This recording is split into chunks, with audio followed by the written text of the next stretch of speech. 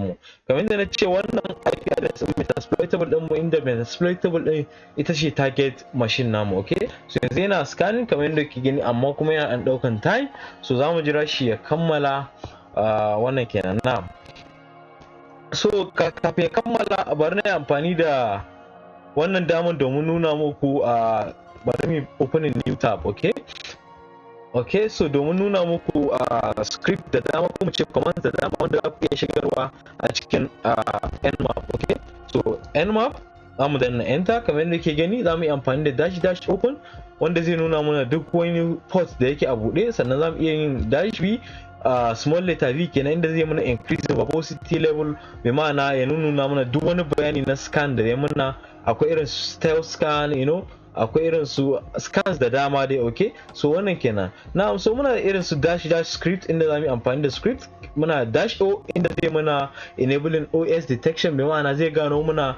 operating system din da target din mai ke amfani. Okay, so ba tare bata lokaci ba zamu koma zuwa ga scan din mu. Kamar yadda kuke gani, this machine is said to be damn vulnerable. Okay, tana da rauni sosai. Kamar yadda kuke gani muna da port 21 FTP kenan, yana amfani da service din VSTPD version 2.3.4.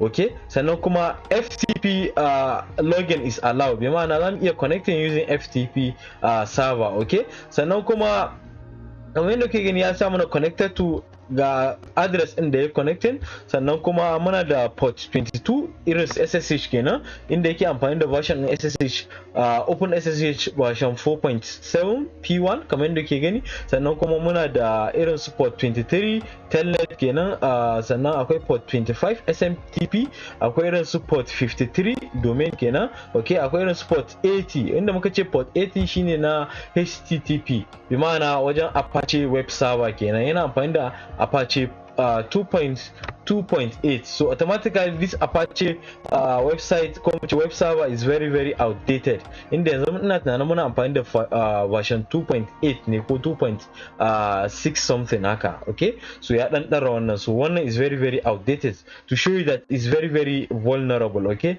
so muna da port 1111 shi ma is open, inda yake amfani da RPC bind. kamar yadda kuke gani muna da su NetBIOS login. Wow, okay, akwai irin su ga na database MySQL, yana amfani da MySQL database ne. Okay, irin su PostgreSQL wannan kenan. so kamar yadda kuke gani muna da about 65,000 ports a computer, ko a general ports muna da su 65,000 plus. Okay, so a wannan 65,000 plus din akalla nan muna amfani da, bari mu ga how many ports are open. Kamar yadda kuke gani a nan ya ce mana host is up, and a cikin, so automatically tunda ba mu specify port ba, yana mana scanning 1000 ports ne, inda nan ya ce mana port 977 a close, bi ma'ana muna da wajen port 23 ports kenan wanda suke a buɗe. Yanzu muka irga wannan ports din za ku ga cewa duk a buɗe suke. Okay, so yanzu zamu iya attacking wannan machine din, zamu iya attacking din ta using port 21 FTP kenan, ko kuma using port 22 SSH kenan. Okay, zamu iya direct SSH into the machine. Okay, so domin yin haka, okay, zan yi control L, sannan na'am, so domin yin SSH zuwa machine din zamu rubuta SSH, inda zamu specify sunan device din, yana amfani da MSF admin ne, sannan mu rubuta at 192.168.43.229. okay, zamu danna enter. So are you sure you want to continue? Yes or no? zamu sa yes. Okay, so type yes or no the fingerprint, zamu sa yes dai. Okay, now so ya samu shigar da password din wancan metasploitable 2 din nan. Okay, so by default password ɗinta is MSF admin. Okay, zamu danna enter. Now so yanzu automatically muna cikin wannan machine din, directly mun riga da mun yi mun shiga cikin wannan machine din. Okay, so kai tsaye kamar yadda kuke gani Yazid at Kali din ya koma zuwa ga MSF admin at metasploitable. Okay, so kamar yadda kuke gani gashi ana, so yanzu already muna cikin wannan metasploitable din, mun riga da mun yi hacking din ta kai tsaye. Okay, yanzu muka ls za ga cewa muna da wani folder mai kira vulnerable. Okay, so yanzu bari na koma cikin ainihin metasploitable din domin ku tabbatar da mun yi hacking ɗinta. Yanzu muka ls anan za ga cewa muna da wannan folder ta vulnerable kamar yadda kuke gani. Yanzu muka ce cd dot mu koma baya kenan, muna cikin home. In muka ls muna da wasu foldoji irin su ftp, msf, admin, services da kuma users. So bari na koma cikin Kali Linux ina inda na ce mun yi hacking din wannan metasploitable din. Yanzu muka danna cd dot mu koma baya kenan, muka ls za ga cewa muna da ftp, msf, admin, service da kuma users, just like we have it in the metasploitable machine. Ga sunan anan kamar yadda kuke gani. Okay, so yanzu muka ƙara cd dot mun koma baya kenan, muka ls za ga cewa we are in the root directory kenan, ko ce muna cikin ainihin msf metasploitable machine din mu. Okay, so bari na koma kan Kali dina dan na cd bari na clear screen tukunna. Okay, ce clear. Wow, okay, so ya ki mana clear, ba san me yasa ba clear. Okay, control L shi ma ya ki. Okay, so bari mu cd dai kamar yadda na faɗa dot amma kuma baya an muka ls za ga cewa muna cikin ainihin metasploitable din. Muna da root, muna da irin su opt, muna da proc. Okay, ga su mount, ga su hc folder, bin, boot, cd-rom, home da sauransu. Okay, yanzu misali muna so mu shiga root, in muka ce cd into root ls za ku ga cewa muna da desktop, sannan muna da resetlogs.sh. okay, za mu iya katin duk wayannan bayanan domin mu ga wani irin file ne suka kunsa. Okay, so amma bari na shiga cikin root a cikin metasploitable ɗina, bari na fita kai a cikin Kali. So abin da zan yi shine zan ce cd into root.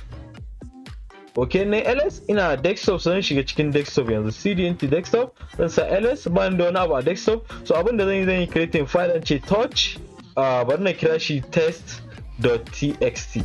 wannan shine file din da zamu creating. Okay, so amma kafin na creating bari na echo din abu, ina so in yi printing ko in ce in yi storing text a ciki, zan ce echo into zan yi echo rubuta bayani, misali in ce hello, this is my metasploitable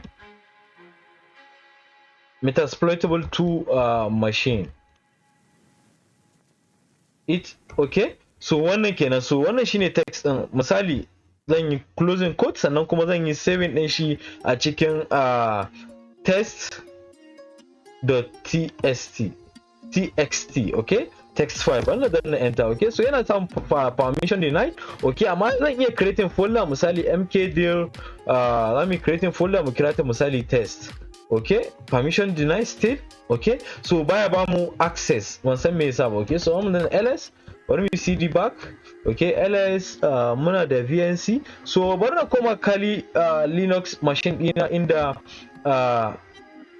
zan yi katin wani bayani wanda yake cikin wannan metasploitable din. Yanzu na ce muna da resetlog.sh, za mu iya cat mu ga wani irin bayani ne wannan. Za mu ce cat, za mu reset.log.sh kamar yadda ke yana ce mun permission denied.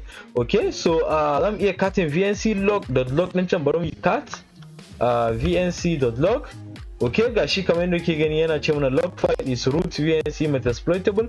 So already mun riga da mun shiga cikin wannan machine din. Okay, so wannan kenan. So kamar yadda ke gani ba iya FTP ba, za mu iya attacking HTTP, za mu iya attacking su FTP, irin su Samba, irin su Telnet da sauransu. Akwai irin su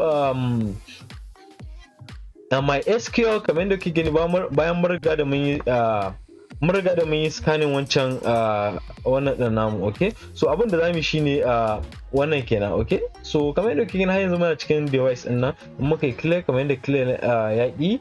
Okay, so ls, so anan za ku iya ganin kowane irin file ne. Okay, so wannan kenan. So insha Allah duka da wannan zamu kawo ƙarshen wannan video. If you are new to the channel, please consider subscribing to the channel and like our videos, share the video so that others will benefit from it. And if you are here already with us, you can like the video and share it to your friends. Okay, so da wannan zamu ce assalamu alaikum wa rahmatullahi ta'ala wa barakatuh.